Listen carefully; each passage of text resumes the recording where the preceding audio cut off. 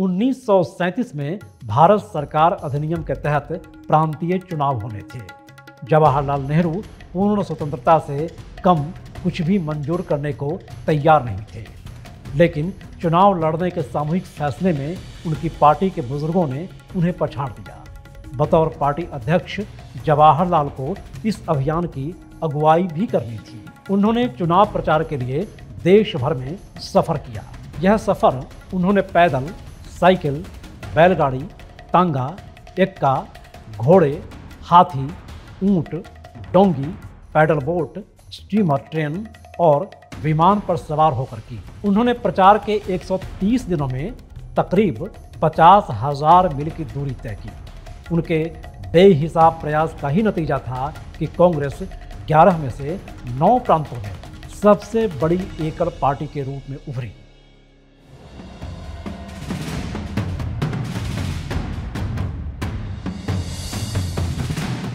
अगर हम में से कोई इस बात को भूल जाएं तो उनका पहला धर्म और कर्तव्य क्या है, उन्होंने अपने मुल्क के साथ वफादारी नहीं की।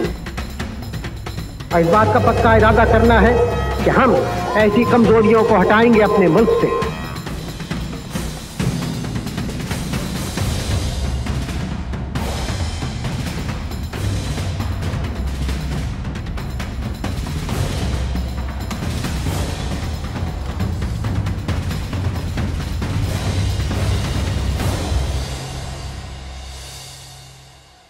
एक सितंबर 1939 को जिस समय दूसरे विश्व युद्ध छिड़ा हुआ था, उस समय जवाहरलाल चीन में थे।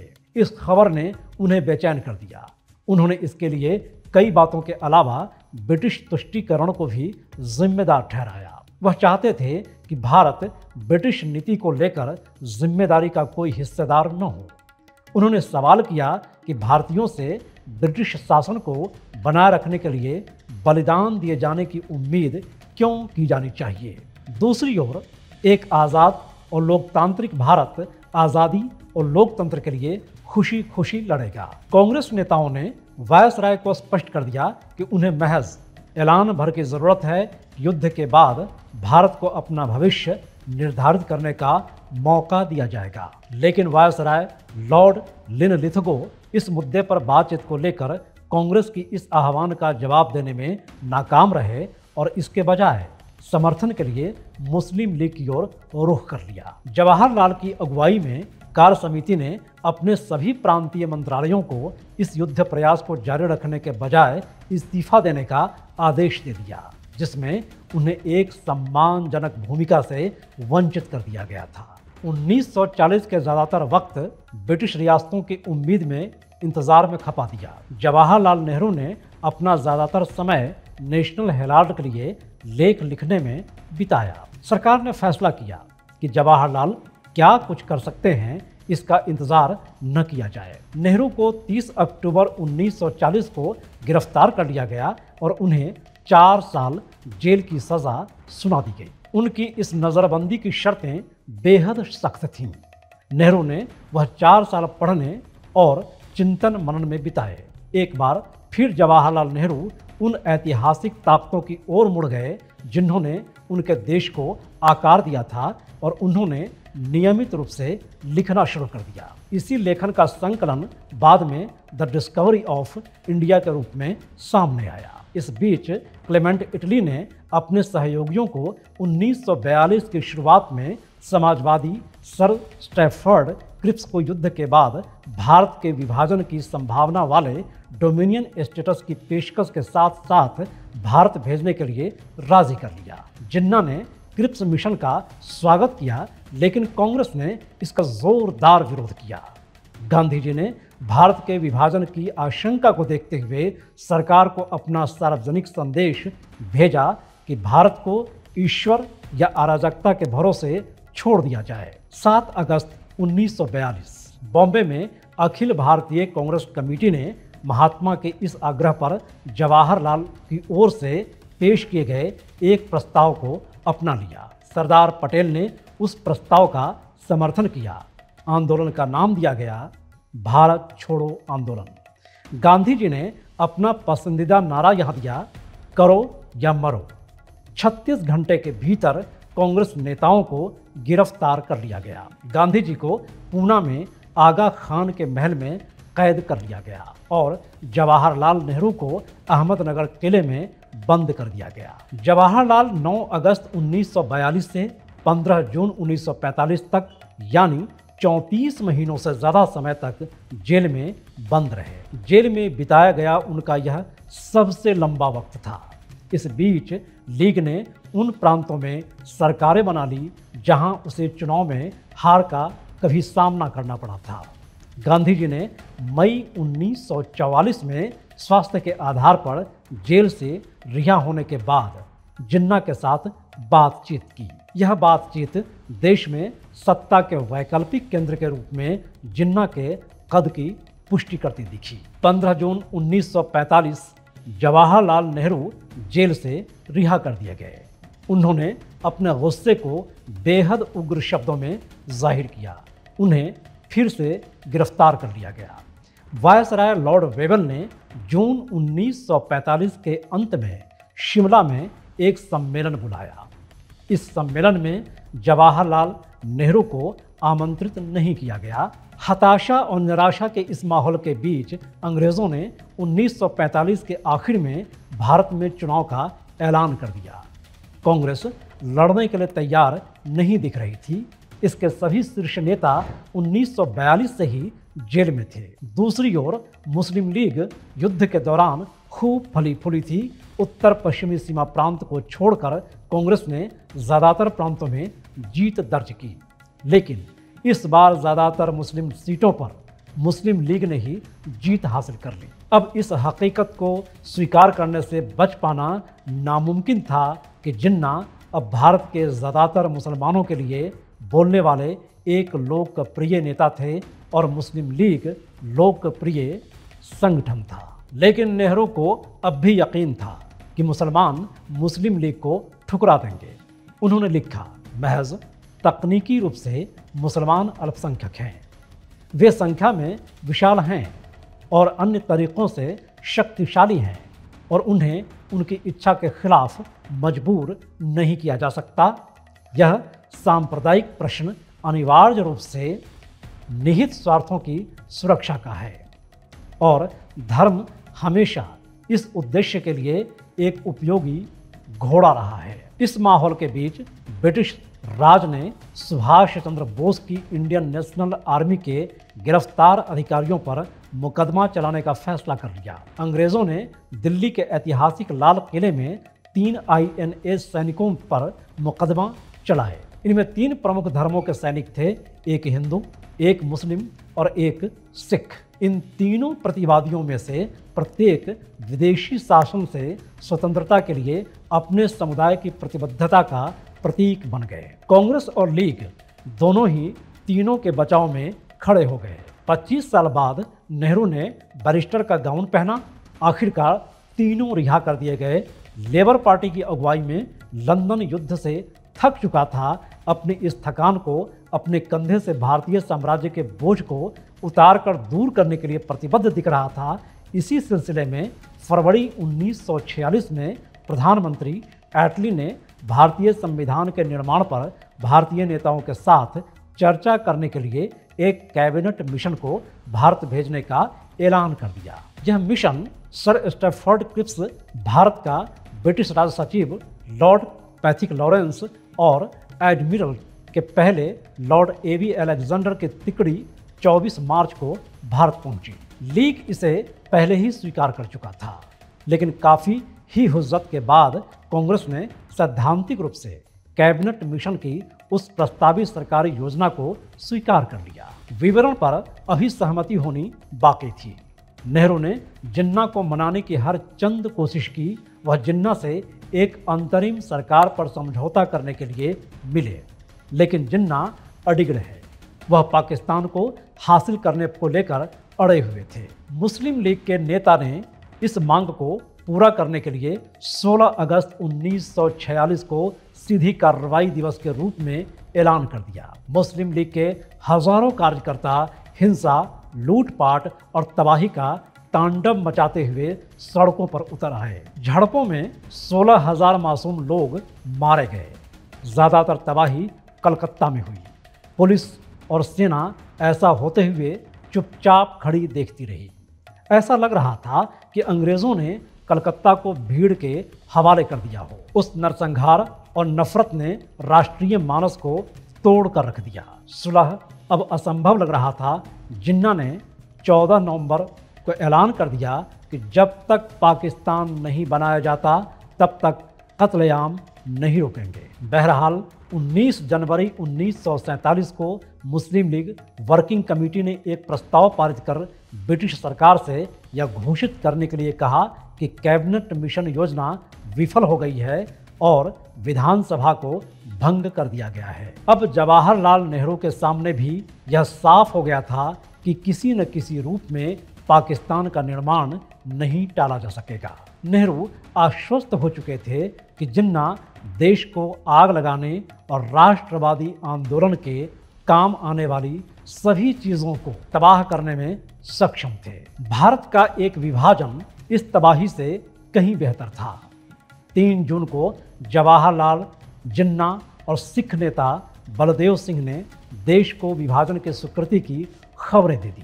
माउंटबेटन ने सत्ता के हस्तांतरण की तारीख को 15 अगस्त 1947 तक बढ़ा दिया। यह वही तारीख थी जिसे उन्होंने इसलिए चुना था क्योंकि यह विश्व युद्ध में जापान के आत्मसमर्पण की दूसरी वर्षगांठ की तारीख थी। 4 अगस्त को जवाहरलाल नेहरू ने माउंटबेटन को आज़ाद भारत की पहले कैबिनेट के लिए प्रस्तावित 14 नामों की सूची भेज दी। पटेल उनके उप प्रधानमंत्री और गृह मामलों के प्रभारी थे, जिनकी जिम्मेदारी अपने संगठनात्मक कौशल से चरमरा चुकी कानून व्यवस्था की स्थिति को दुरुस्त करने की थी और रियासतों के एकीकरण के जरिए भारत की एकता को मजबूती देने की थी। बतौर लाहौर कांग्रेस अध्यक्ष जवाहरलाल नेहरू ने आज़ाद भारत का जो सपना देखा था, अब वह उसे हकीकत बनते देख रहे थे।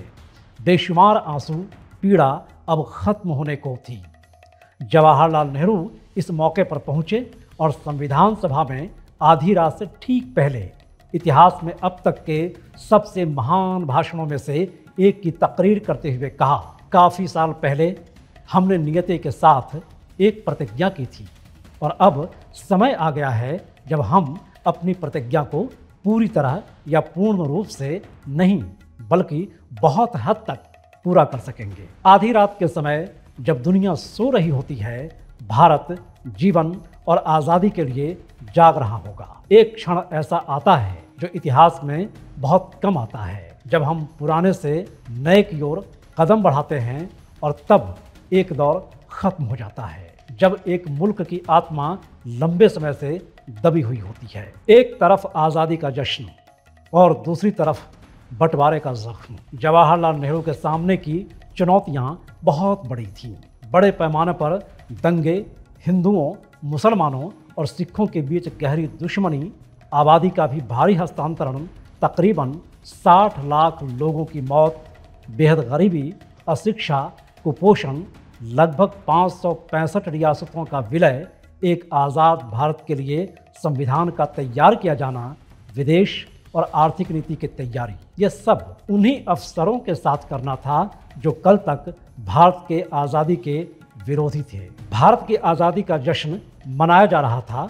आज़ादी के सबसे बड़े शिल्पी यानी महात्मा गांधी दिल्ली से दूर कोलकाता में थे। हिंदुओं और मुसलमानों को एक साथ लाने के लिए उपवास कर रहे थे। अपने मशहूर भाषण में नेहरू ने भारत के लोगों को याद दिलाया था कि यह दिन हमारे विचार सबसे पहले आज़ादी के वास्तुकार राष्ट्रपिता के पास जाते हैं, जिन्होंने भारत की पुरानी भावना को मूर्त रूप दिया है, मशाल को ऊपर रखा है। हम उनकी राह पर चलते रहे, लेकिन इस समय हम उनके पैगाम से भटक गए हैं। न सिर्फ हम बल्कि आने वाली पीढ़ियां भी उनके पैगाम को याद रखेंगी और उनके दिलों में भी उनकी छाप रहेगी। आज़ादी मिलने के बाद महात्मा के जीवन का एक एक पल हिंदुओं, मुसलमानों और सिखों को साथ लाने के लिए समर्पित था। उन्होंने तीनों समुदायों के बीच सुलह कराने की कोशिश की और इसलिए तीनों धर्मों के कट्टरपंथियों के निशाने पर थे। 30 जनवरी 1948 को हिंदू महासभा के नेता और विनायक दामोदर सावरकर के शिष्य नाथूराम गोडसे ने उनकी गोली मारकर हत्या कर दी। जवाहरलाल नेहरू हैरान, व्यथित और परेशान थे। उन्हें यह खबर लाखों भारतीयों तक पहुंचानी थी। अकल्पनीय पीड़ा में नेहरू ने राष्ट्र को संबोधित करते हुए कहा, रोशनी हमारी जिंदगी से चली गई है, हर जगह अंधेरा है। मैंने कहा कि रोशनी चली गई है, लेकिन मेरा ऐसा कहना गलत है, क्योंकि उस रोशनी ने जिसकी नुमाइंदगी की है वह जीवंत सत्य है, शाश्वत सत्य है। वह रोशनी हमें सही रास्ते की याद दिलाती है, हमें गलतियों से बचाती है, इस प्राचीन देश को आज़ादी की ओर ले जाती है। महात्मा गांधी की हत्या ने उन तमाम धार्मिक समुदायों को एक साथ ले आया जिन्होंने इस बात पर शर्म महसूस की कि सांप्रदायिक उन्माद ने बापू की जान ले ली है। इस एहसास ने भारत में दो बड़े धर्मों के लोगों के बीच मेल मिलाप में मदद की। इससे जवाहरलाल नेहरू और कैबिनेट में उनके सबसे अहम सहयोगी उप प्रधानमंत्री और गृह मंत्री सरदार वल्लभ भाई पटेल के बीच छोटे मोटे मतभेदों को भी खत्म कर दिया। जब नेहरू आज़ाद भारत का पहला मंत्रिमंडल बना रहे थे तो उन्होंने पटेल को मंत्रिमंडल का सबसे मजबूत स्तंभ कहा। पटेल ने 3 अगस्त 1947 को नेहरू की चिट्ठी का जवाब देते हुए लिखा, एक दूसरे के लिए हमारा लगाव और स्नेह और बिना किसी औपचारिकता के लगभग 30 सालों से हमारा साथ है। आपके लिए मेरी सेवाएं हमेशा हाजिर रहेंगी। मुझे उम्मीद है कि अपने शेष जीवन मेरी ओर से आपको निर्विवाद, निष्ठा और समर्पण हासिल होता रहेगा।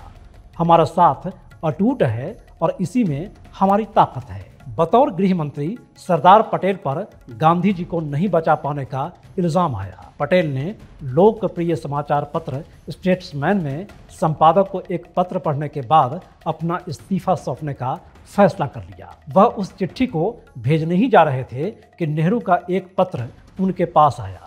नेहरू ने उन्हें इस्तीफा नहीं देने के लिए राजी कर लिया। नेहरू के सामने संविधान बनाने का बहुत बड़ा काम अभी बाकी था। नेहरू 1931 में पारित मौलिक अधिकार प्रस्ताव के वास्तुकार थे। बाद में इसे संविधान सभा द्वारा शामिल कर लिया गया। संविधान सभा की 8 अहम समितियां थीं, जिनमें से 3 की अध्यक्षता नेहरू ने की थी। नेहरू ने संविधान सभा में कई अहम बहसों में भाग लिया और अपने प्रभाव से कई रूढ़िवादी कांग्रेस नेताओं को साथ ले पाने में सक्षम हुए। आखिरकार एक उदार और प्रगतिशील संविधान को आकार देने में नेहरू कामयाब रहे। नेहरू के सामने एक और चुनौती खड़ी थी।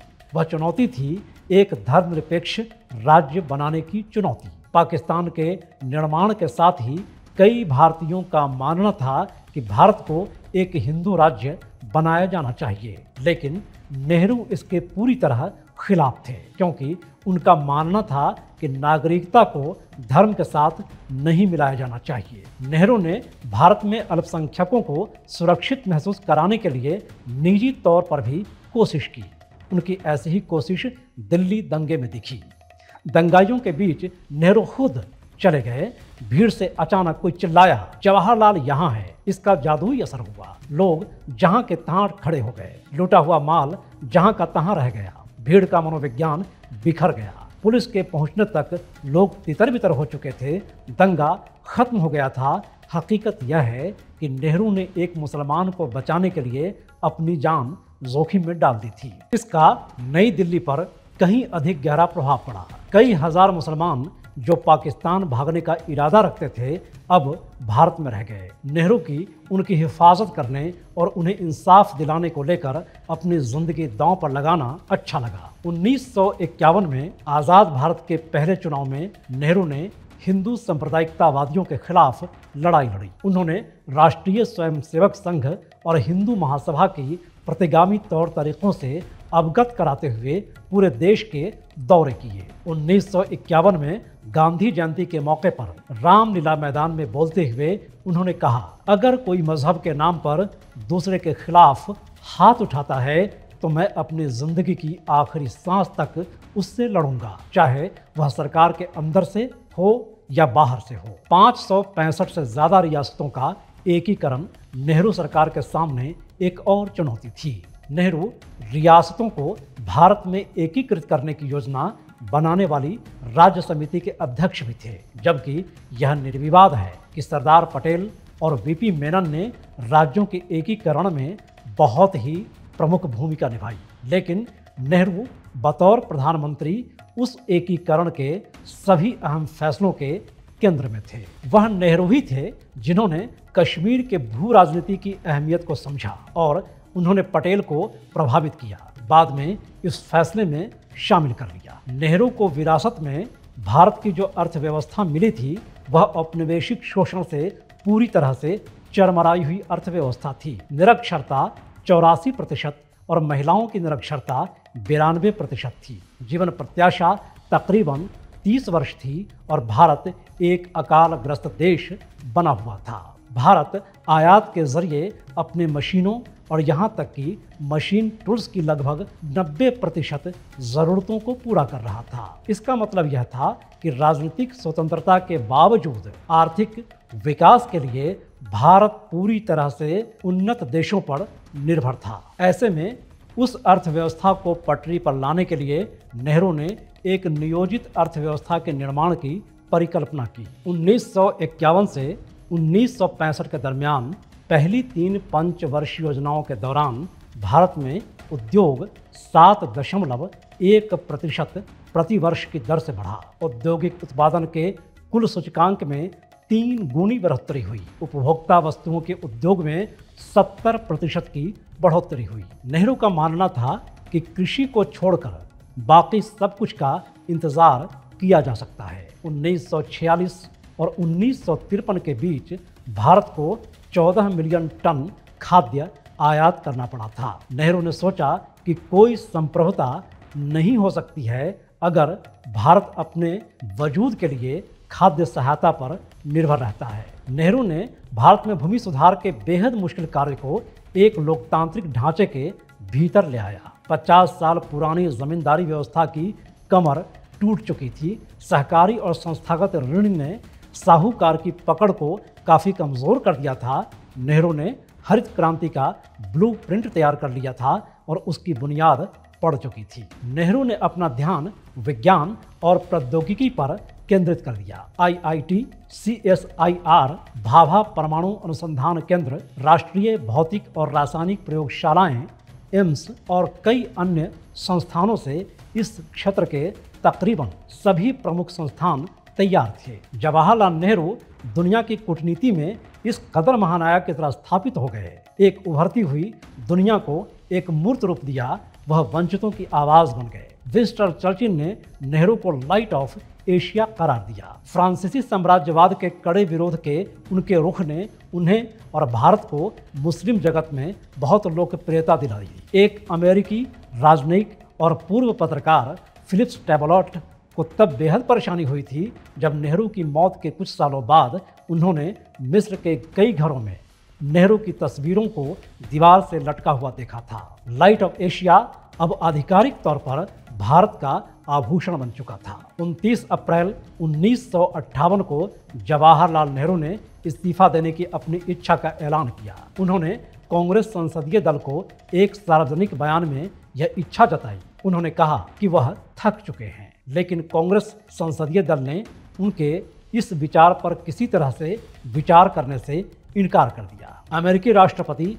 आइजनहावर और ख्रुश्चेव जैसे लोगों ने अपनी उम्मीद जताई कि जवाहरलाल नेहरू अपना पद नहीं छोड़ेंगे। वह तकरीबन 12 सालों तक सरकार के मुखिया बने रहे, लेकिन वह अपने से आधी उम्र के व्यक्ति की तरह फिट और जोश से भरे हुए दिखते थे। वह रोजाना योग का अभ्यास करते थे और देर रात तक काम किया करते थे। नेहरू के कुछ आलोचकों का कहना है कि नेहरू अपनी बेटी को बतौर अपना उत्तराधिकारी तैयार कर रहे थे, मगर इस बात का कोई सबूत नहीं मिलता कि ऐसा विचार उनके दिमाग में कहीं चल भी रहा हो। कोई शक नहीं कि इंदिरा उनकी आधिकारिक सहयोगी थीं और इस नाते उन्हें अनूठी राजनीतिक शिक्षा पाने का मौका भी मिला था। इंदिरा ने जल्द ही घरेलू और अंतर्राष्ट्रीय दोनों ही तरह के राज्य काज के मामले में महारत हासिल कर ली थी। फिर भी जवाहरलाल नेहरू ने उन्हें अपने संभावित उत्तराधिकार के रूप में बढ़ावा देने के लिए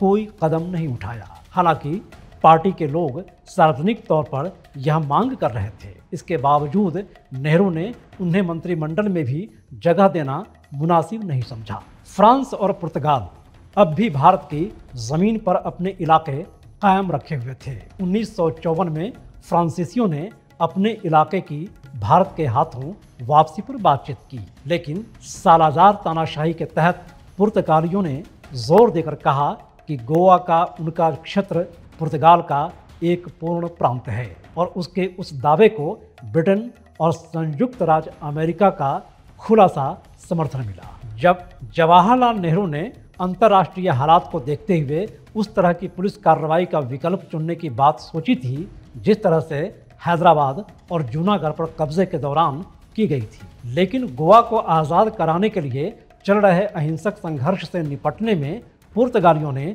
तमाम हदें पार कर ली और सत्याग्रहियों पर गोलीबारी कर दी। एक दशक से ज़्यादा के उतार चढ़ाव के बाद नेहरू ने 1961 के अंत में सेना को गोवा भेजने का आदेश दे दिया। गोवा 26 घंटों के भीतर भारत में मिला लिया गया। पुर्तगाली गवर्नर ने बिना किसी लड़ाई के आत्मसमर्पण कर दिया था। गोवा में हुई उस जीत ने जवाहरलाल नेहरू को घरेलू लोकप्रियता के 7वें आसमान पर बिठा दिया। 1962 के आम चुनाव में उन्हें और कांग्रेस को शानदार जीत मिली। यह उनकी आखिरी जीत थी। 8 सितंबर 1962 को चीनी सेना ने थागला रिज पर अचानक हमला कर दिया और भारतीय सैनिकों को खदेड़ कर भगा दिया। इसे एक छोटी सी घटना के रूप में लिया गया, लिहाजा नेहरू किसी सम्मेलन में भाग लेने के लिए लंदन चले गए और घर लौटने के बाद 12 अक्टूबर को एक बार फिर कोलंबो के लिए रवाना हो गए। एक हफ्ते बाद चीनी सेना ने बड़े पैमाने पर हमला कर दिया और नेफा या इस समय के अरुणाचल प्रदेश के पूर्वी सेक्टर में भारतीय चौकियों पर कब्जा कर लिया। नेफा में भारतीय सेना कमांडर चीन के भीतर जाने वाले दरवाजे को खुला छोड़कर बिना किसी प्रतिरोध के भाग निकले। पश्चिमी क्षेत्र में 20 अक्टूबर को गलवान घाटी में चीनियों ने 13 अग्रिम चौकियों पर कब्जा कर लिया और चुशूल हवाई पट्टी पर खतरा मंडराने लगा। देश भर में भारी आक्रोश था। चीनी इरादों को लेकर दहशत का माहौल था। लोगों में आशंका घर कर गई थी कि चीनी तेजी से मैदानी इलाकों में आ जाएंगे और असम और शायद बाकी हिस्सों पर भी कब्जा कर लेंगे। नेहरू ने 9 नवंबर को अमेरिकी राष्ट्रपति कैनेडी को 2 चिट्ठियां लिखी। इन चिट्ठियों में हालात को वास्तव में हताश करने वाला बताया गया और व्यापक सैन्य मदद की मांग की गई। नेहरू ने ब्रिटेन से भी मदद की मांग की। 24 घंटे बाद चीनियों ने एक तरफा वापसी का ऐलान कर दिया और उम्मीद के उलट देखते देखते चीनी ड्रैगन नजरों से ओझल होते गए। अपने उत्कृष्ट कैरियर के शिखर पर नेहरू को उन राजनीतिक विरोधियों के हमलों का सामना करना पड़ा जिन्होंने ऐसा करने की कभी हिम्मत तक नहीं की थी। उन्हें अपने लंबे समय के सहयोगी और तत्कालीन रक्षा मंत्री कृष्ण मेनन की बलि देने के लिए मजबूर होना पड़ा। जिस गुट निरपेक्षता की नीति को उन्होंने सावधानी से सींचा था वह कुछ समय के लिए तार तार होता दिखाई दिया। नेहरू के लिए सबसे बड़ी विडंबना यही थी कि इसे किसी पूंजीवादी देश ने नहीं बल्कि एक समाजवादी देश ने अंजाम दिया था। चीनी हमले का जबरदस्त असर हुआ। दक्षिणपंथी ताकतें और पश्चिमी समर्थक तत्वों ने नेहरू की तीखी आलोचना करनी शुरू कर दी। उन्होंने भूमि सीलिंग कानून को मजबूत करने के मकसद से लाए गए एक संवैधानिक संशोधन को रोक देने के लिए इसे एक मौके की तरह इस्तेमाल किया। तीसरी योजना पर इसका बहुत बुरा असर पड़ा क्योंकि इसके लिए आवंटित संसाधनों को रक्षा की तरफ मोड़ देना पड़ा। कांग्रेस लगातार 3 संसदीय उपचुनाव हार गई और नेहरू को अगस्त 1963 में अपने जीवन के पहले अविश्वास प्रस्ताव तक का सामना करना पड़ा। इस चीनी हमले से दूसरे देशों के साथ भारत के रिश्ते पर भी असर पड़े। अमेरिका और ब्रिटेन ने संकट में मदद को लेकर सकारात्मक प्रतिक्रिया दी थी, लेकिन पाकिस्तान को प्रोत्साहन देते हुए उन्होंने कश्मीर पर आत्मसमर्पण करने के लिए भारत की इस कमजोरी का इस्तेमाल करने की पूरी कोशिश की। पाकिस्तान को सैन्य सहायता के जरिए व्यापक संकेत दिए गए, लेकिन नेहरू उस तरह के दबाव का सामना करने में कामयाब रहे। चीनी हमले के समय और इसके बाद प्रेस और अकादमिक लेखन में नेहरू को उस चीनी धोखे के लिए जिम्मेदार ठहराने की कोशिश की गई, लेकिन इस बात को नज़रअंदाज कर दिया गया कि 1962 के हमले से पहले 7 सितंबर 1961 को लोकसभा में नेहरू ने कहा था, हमारी सीमा पर बैठे देश का एक विशाल हाथी अपने आप में एक ऐसी हकीकत है जिसे हम नज़रअंदाज नहीं कर सकते। उन्होंने कहा था कि चीनी क्रांति के तुरंत बाद वह इस निष्कर्ष पर पहुंच चुके थे कि हमारी सीमाएं किसी तरह से खतरे में पड़ने वाली है। लेकिन 3 सितंबर 1963 को राज्यसभा में नेहरू के लंबे बयान में सेना पर बहुत ज़्यादा खर्च नहीं करने को लेकर विस्तार से बताया गया था। उन्होंने उस बयान में खुद की ताकत बनाने पर जोर दिया था, क्योंकि उनकी नज़र में यही एकमात्र सुरक्षा उपाय था। उन्होंने तब कहा था,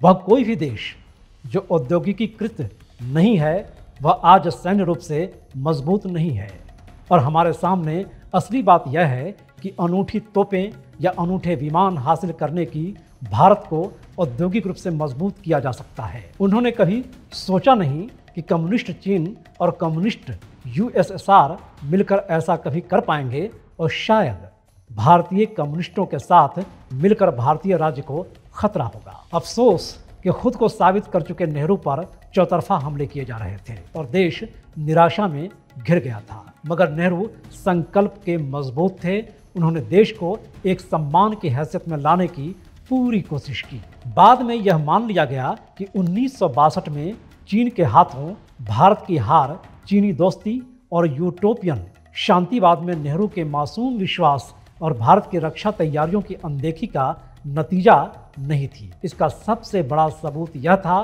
कि 1949-50 और 1962 के बीच भारतीय सशस्त्र बलों की ताकत 2,80,000 से 5,50,000 तक और भारतीय वायुसेना की 1947 में 7 लड़ाकू स्क्वाड्रनों में से 1962 तक 19 हो गई थी।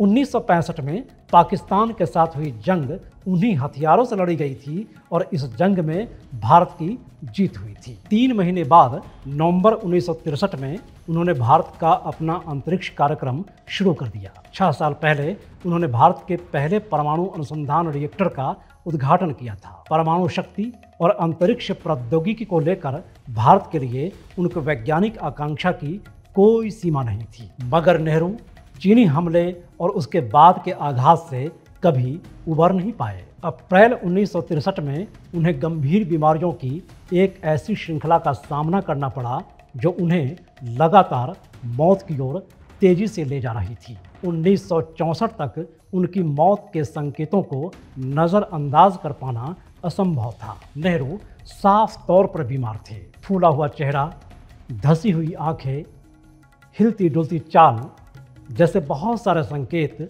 सामने आने लगे थे। जनवरी में कांग्रेस के वार्षिक अधिवेशन में नेहरू को दिमाग का स्ट्रोक हुआ, लेकिन वह तब भी काम करते रहे, क्योंकि काम ही उनकी जिंदगी की ताकत था। बहुत ज़्यादा काम पर ऐतराज़ जताए जाने पर उन्होंने कहा था, अगर मैं 1 हफ्ते के लिए बिस्तर पर लेट गया तो मुझे पता है कि मैं उठ नहीं पाऊंगा। अब उस पल को आने में ज़्यादा वक्त नहीं था। 17 मई को उन्हें दूसरा स्ट्रोक हुआ, लेकिन तब भी उन्होंने कुछ ही दिनों में अपना काम फिर से शुरू कर दिया। 22 मई को एक प्रेस कॉन्फ्रेंस में जब उनसे पूछा गया कि क्या उन्हें अपने उत्तराधिकारी के सवाल को अपने जीवन काल में सुलझा नहीं लेना चाहिए, जवाब में नेहरू ने कहा, मेरा जीवन इतनी जल्दी खत्म होने वाला नहीं है। लेकिन 5 दिनों बाद यानी 27 मई 1964 को जवाहरलाल नेहरू की नींद में ही बड़ी धमनी के बड़े पैमाने पर टूट जाने के बाद उनकी देह से सांस हमेशा के लिए उखड़ गई। लाइट ऑफ एशिया बुझ चुका था। भारत के आभूषण की एक लड़ी इतिहास बन चुकी थी। नेहरू के बिस्तर के पास रखे टेबल पर उनके अपने ही हाथों से लिखी हुई रॉबर्ट फ्रॉस्ट की Stopping by Woods on a Snowy Evening की अमर पंक्तियां पाई गई। The woods are lovely, dark and deep, but I have promises to keep and miles to go before I sleep and miles to go before I sleep, यानी जंगल सुंदर, काले और गहरे हैं, मगर मुझे वादे भी निभाने हैं और मुझे सोने से पहले बहुत दूर जाना है, और मुझे सोने से पहले बहुत दूर जाना है।